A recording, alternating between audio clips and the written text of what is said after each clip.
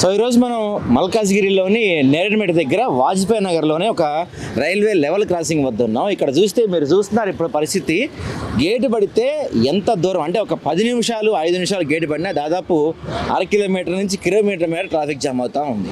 రాష్ట్రంలో ఎన్నో మారుమూల ప్రాంతాలు లైక్ సిరిసిల్ల కావచ్చు, సిద్దిపేట కావచ్చు, ఇలాంటి మారుమూల ప్రాంతాల్లో కూడా మనకి ఈ ఆర్యూబీలు అంటే కింద నుంచి బ్రిడ్జిలు కావచ్చు, ఫ్లైఓవర్లు కావచ్చు, రకరకాల పద్ధతుల్లో టెక్నాలజీస్ వచ్చేసి ట్రాఫిక్ జామ్ కాకుండా చేసే ప్రయత్నం చేస్తున్నారు. కానీ కోర్ సిటీలో గతంలో అయితే ఇప్పుడు ముఖ్యమంత్రిగా ఉన్న రేవంత్ రెడ్డి గతంలో ఇక్కడ ఎంపీగా చేశారు. ఇప్పుడు బీజేపీలో అత్యంత కీలక స్థానంలో ఉన్న ఈటెల రాజేందర్ ఇప్పుడు ఇక్కడ ఎంపీగా ఉన్నారు. గతంలో ఇక్కడ మల్లారెడ్డి ఎంపీగా పనిచేశారు, మైనంపల్లి రాజశేఖర్ గారు ఎమ్మెల్యేగా పనిచేశారు. ఇప్పుడు ఇక్కడ మర్రి రాజశేఖర రెడ్డి ఎమ్మెల్యేగా చేస్తున్నారు. ఇంతమంది ఎంపీలు ఉన్న అంటే కీలకమైన నాయకులు వీళ్ళంతా కూడా. మల్లారెడ్డి కావచ్చు, లేకపోతే ముఖ్యమంత్రి రేవంత్ రెడ్డి కావచ్చు, లేకపోతే ఈటెల రాజేందర్ కావచ్చు, ఇప్పుడున్న ఎంపీ వీళ్ళందరూ కూడా కీలకమైన నాయకులే అండి. గత కొన్ని సంవత్సరాలుగా ఈ ప్రాంతంలో ఈ సమస్యతో ప్రజలందరూ తీవ్ర ఇబ్బందులు పడుతుంటే కనీసం పట్టించుకొని నాదురుకోలేదు. అయితే హైలైట్ ఏంటంటే ఇక్కడ ఒక మైల్ రాయి కనపడుతుంది మనకి చూస్తే. ఈ మైల్ రాయి దాదాపు 10 సంవత్సరాల క్రితం వేశారంట. అధికారంలో ఉన్నప్పుడే ఏమీ చేయలేకపోయారు బీఆర్ఎస్ వాళ్ళు. కానీ లాస్ట్ ఇయర్ ఇక్కడ ఎమ్మెల్యే మర్రి రాజశేఖర రెడ్డికి ఇక్కడ ఏకంగా పాలాభిషేకం చేశారు. ఇది అప్రూవ్ అయిపోయింది, ఇక్కడ ఆర్యూబీ వచ్చేస్తుంది, మొత్తం మేమే తీసుకొస్తున్నాం, మేమే సాధించేసామని చెప్పి బీఆర్ఎస్ సెల్ఫ్ డబ్బా కొట్టుకునే ప్రయత్నం చేసింది. ప్రజలందరూ దాన్ని తిరస్కరించారు. దాదాపుగా ఇప్పుడు బీఆర్ఎస్ అంటే సెకండ్ టైం మళ్ళీ 2 సంవత్సరాలు అవుతుంది. ఇప్పుడు కాంగ్రెస్ పార్టీ వచ్చి ఇంతవరకు ఎటువంటి మూమెంట్ లేదు. అటు ఈటెల రాజేందర్ రెడ్డిని పట్టించుకోవట్లేదు. గతంలో ఎంపీగా ఉన్న రేవంత్ రెడ్డి ఖచ్చితంగా ఈ ప్రాంతానికి ఆర్యూబీ తీసుకొస్తాను, దీన్ని డెవలప్ చేస్తానని చెప్పిన రేవంత్ రెడ్డి ఆయన కూడా దీన్ని పట్టించుకోవడం పాప అనవలేదు. ప్రజలందరూ కూడా ఎంతో ఇబ్బందులు పడుతున్నారు. ఇక్కడ ఆర్యూబీ వస్తే అంటే ఏదో ఆర్యూబీ ఒకవేళ ఆర్యూబీ కాకపోతే ఇంకేదన్నా ఆల్టర్నేట్ రూట్లో ఉన్న ఒక ఏర్పాటు చేస్తే అక్కడి నుంచి ఏమన్నా అండర్ గ్రౌండ్ బ్రిడ్జ్ కావచ్చు, లేదా చిన్న ఫ్లైఓవర్ కట్టినా ఈ ట్రాఫిక్ సమస్య దబ్బుతుంది. ఏదైనా ఎమర్జెన్సీ టైంలో అంటే ఒకవేళ ఏదైనా అంబులెన్స్ కానీ ఫైర్ ఇంజిన్ కానీ ఏదైనా ఎమర్జెన్సీ సిచ్యువేషన్లో వస్తే మాత్రం ఖచ్చితంగా ప్రాణాలు పోయినట్టే పరిస్థితి వస్తుంది. ఎందుకంటే దీనికి ఇంకో ఆల్టర్నేట్ రూట్ లేని పరిస్థితి కనిపిస్తుంది. ప్రతి ప్రభుత్వం కూడా మేము చేసేసాం, మేము తెచ్చేసాం అని చెప్పుకుంటున్నారు. కానీ సీన్ చూస్తే మనం ఇక్కడ గ్రౌండ్ లెవెల్ చూస్తే కనీసం ఇంతవరకు దీనికి ఫౌండేషన్ స్టోన్ అంటే ఒక పునాది రాయి తప్ప చిన్న ఇటుక పని కూడా జరగలేదు. ఇక్కడ ప్రజలందరూ ఎంతో ఇబ్బంది పడుతున్నారు. ప్రాణాలు కోల్పోయిన వాళ్ళు చాలామంది ఉన్నారు. అంబులెన్సులు ఆగిపోయి కావచ్చు, ఫైర్ ఇంజిన్ వెళ్ళటం వల్ల లేట్ అవి కావచ్చు, స్కూల్కి వెళ్ళే పిల్లలు, ఎగ్జామ్స్కి వెళ్ళే పిల్లలు అందరూ ప్రతి ఒక్కళ్ళు రోజుకి ఆఫీస్కి వెళ్ళే ప్రతి ఒక్కళ్ళు ఈ రైల్వే గేట్ వల్ల ఎంతో ఇబ్బందులు పడుతున్నారు.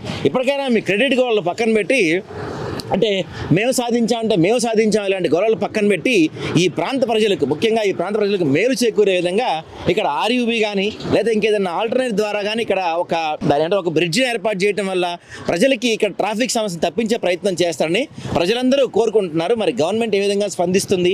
ఇప్పటికైనా గవర్నమెంట్ మేలుకొల్తుందని చూడాలి. 60 నుంచి 70 ట్రైన్లు వెళ్తాయంట. అంటే ఎన్నిసార్లు గేటు పడుతుందో ఆలోచించండి మీరు. 60 నుంచి 70 సార్లు అంటే ఒక ట్రైన్ వచ్చి వెళ్ళటానికి ఎంత లేదన్నా ఒక 2 నిమిషాల ముందు 3 నిమిషాల ముందు గేట్ వేసారు అనుకున్నా సరే వచ్చి వెళ్ళే ప్రతిసారి ఒక 5-10 నిమిషాలు టైం పోతుంది. అంటే రోజులో 60-70 సార్లు ఈ గేట్ పడిందంటే ఎంత ట్రాఫిక్ జామ్ అవుతుంది, ప్రజలు ఎంత ఇబ్బంది పడుతున్నారో ఆలోచించండి. ఇప్పటికైనా ఈ ప్రభుత్వాలు ఎవరికి వాళ్ళు మేము తెస్తున్నాం, మేము తెచ్చేసాం, ఏకంగా ఒక ఎమ్మెల్యే అయితే ఇక్కడ ఆయన తెచ్చేసాడని చెప్పి ఆయనకి పాలాభిషేకాలు కూడా చేశారు. కానీ అది జరిగి కూడా సంవత్సరం అయింది. ఇంతవరకు ఇక్కడ కనీసం ఒక రాయి కూడా పడింది లేదు. ఎంతోమంది విద్యార్థులు ఉద్యోగానికి వెళ్ళేవాళ్ళు, ఆఫీసులకు వెళ్ళేవాళ్ళు, లేకపోతే టీచర్లు కావచ్చు, లేకపోతే అంబులెన్స్లు కావచ్చు, ఫైర్ ఇంజన్లు కావచ్చు, ఎంతోమంది ఇక్కడ ఎన్నో ఇబ్బందులు పడుతున్నా ప్రభుత్వంలో మాత్రం ఎటువంటి చలనం లేదు. ఇప్పటికైనా ప్రభుత్వంలో చలనం వచ్చి ఇక్కడ ప్రజల గోడు వాళ్ళ మనసులకు ఎక్కి దీనికి ఒక సొల్యూషన్ చెప్తారో చూద్దాం. మా కోర్ట్ ఏంటంటే Malkajgiri court, Kushaiguda bus stop పక్కన ఉంది మా కోర్టు.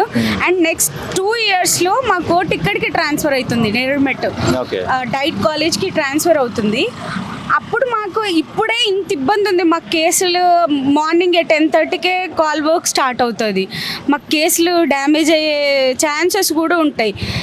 కొంచెం బ్రిడ్జ్ కన్స్ట్రక్ట్ చేస్తే మాకు చాలా బెటర్ ఉంటుంది, ఈజీ వే ఉంటుంది మాకు. అసలు అక్కడ నుంచి ఇక్కడ వరకు మాకే డిస్టర్బెన్స్ లేదు. కుషాయిగూడ నుంచి నేరేడుమెట్ వరకు మాకే డిస్టర్బెన్స్ లేదు. ఈ ఒక్కటే డిస్టర్బెన్స్ మాకు. ట్రైన్ గేట్ పడింది అంటే ఇంకా 1/2 hour వరకు మాకు వెయిట్ చేయాలి. అక్కడ కేసు డ్యామేజ్ అయిపోతుంది. అదొక్కటి మాకు ప్రాబ్లం. అడ్వకేట్స్కి అయితే చాలా ప్రాబ్లం. నెక్స్ట్ 2 years లో మా బిల్డింగ్ కంప్లీట్ అవుతుంది. లో కొత్త establishment of the new court if it is formed, then the like advocates will have lots of advocates will be coming from this way only. There is Okay. no other way for to reach that court. Either we have to turn about and come to this court, reach this Okay. court. Okay. So it will be a problem. So it will be very not fetching road for the advocates. Okay. And I don't know about the school students how they manage every day and day to day in the morning hours, but it has some steps has to be taken, some initiative has to be taken faster. ఇబ్బంది అవుతుందా మీకు? చాలా ఇబ్బంది అవుతుంది. ఎన్నిసార్లు పడుతుంటుంది ఇక్కడ? ఎన్నిసార్లు తిరుగుతారు ఇటు? ఇప్పుడు పడ్డప్పుడల్లా 20 నిమిషాలు పడుతుంది. 20 నిమిషాలు. ఆ. మేము డైలీ 2-3 టైమ్స్ 4 టైమ్స్ తిరుగుతూనే ఉంటాము. అయితే 20 మినిట్స్ కంపల్సరీ పడుతుంది. 9 o'clock అయితే చాలా ఏమైనా బాధ. ఎందుకంటే జనాలు ఆఫీసులలో పోయేటోళ్ళు చాలా మందికి చాలా ఇబ్బందికరంగా వర్తిస్తుంది. ఓకే. అంటే ఎన్నేళ్ళ నుంచి తిరుగుతున్నారు మీరు ఇక్కడ ఈ ఏరియాలో? మేము 15-20 ఏళ్ళ నుంచి మా ప్రాపర్ ఇక్కడనే. అప్పటి నుంచి ఇదే సమస్య? ఇదే సమస్య. ఇంకా ఇప్పుడు ఎక్కువైపోయింది. ఓకే. ఎందుకంటే చాలా ట్రైన్లు చాలా వస్తున్నాయి కాబట్టి చాలా ఎక్కువైపోయింది ఇప్పుడు. ఓకే. ఎన్నిసార్లు ట్రావెల్ చేస్తుంటారు ఇటు మీరు? ఎప్పటి నుంచి? నేను దినంకి 10-15 మాటలు వెళ్తాను సార్. ప్రతిసారి ఇదే బండి ఎక్కడో ఉంటుంది, వాడు వేసేస్తాడు. ఒక బండి కొంచెం ఫర్లాంగా కొంచెం 1 kilometer ఉన్నప్పుడు వేస్తూ నడుస్తుంది.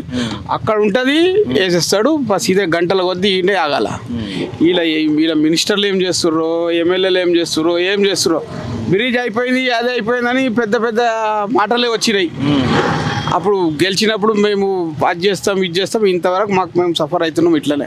ప్రతిసారి ఇదే బాధ బాస్, ఇంకేం లేదు. స్కూల్ పిల్లలకి ఇదే బాధ. ఎప్పుడన్నా బియ్యం సంచి పట్టుకుని బండి ఇట్లా వెనకనే పోతా ఉంటుంది బిరగొట్టకపోతే. ఇది ప్రాబ్లం ఉంది బాస్. ఏం చేస్తారో మీరు జర దయ కలిసి అందరు కలిసి జర దీనికి వేరే మార్గం ఏదైనా చేస్తే మీ దయ ప్లీజ్, అంతే. Okay, thank you boss. Gate పడినప్పుడల్లా ట్రాఫిక్ జామ్ అవుతుంది కదా, సో ఎన్నిసార్లు తిరుగుతుంటారు మీరు రోజు? నేను మాక్సిమం 3-4 టైమ్స్ వస్తుంటాను ఇదే రూట్లో. బట్ వచ్చినా సరే ఒక 10-15 minutes వెయిట్ చేయాల్సి వస్తుంది. మళ్ళీ వచ్చిన స్టేషన్ పడ్డాక మళ్ళీ ఇక్కడ నుంచి వెళ్ళేటప్పుడు ఇంకో ట్రైన్ వస్తుంది. మళ్ళీ దాని గురించి అడిషనల్ ఒక 15 minutes వెయిట్ చేయాల్సి వస్తుంది. అండర్ గ్రౌండ్ బ్రిడ్జ్ ఏమైనా చేస్తే బాగుంటుందని కోరుకుంటున్నాం. వాళ్ళు ఇబ్బంది అవుతుందా గేట్ పడటం వల్ల? ఎన్ని సంవత్సరాల నుంచి తిరుగుతున్నారు మీరు ఇటు? 5 ఏళ్ళ బట్టి తిరుగుతున్నాం. రోజుకి ఎన్నిసార్లు తిరుగుతారు అటు ఇటు? 10-15. ఎంతసేపు ఆగుతుంది? హాఫ్ అన్ అవర్ అవుతుందా?